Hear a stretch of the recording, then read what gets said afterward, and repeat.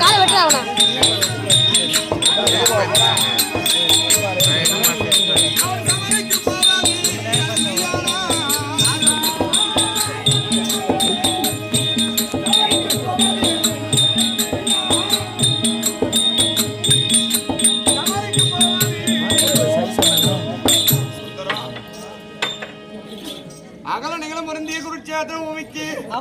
என் கணவர் சொந்த தம்மையின் முதலுக்கு போகிறார்.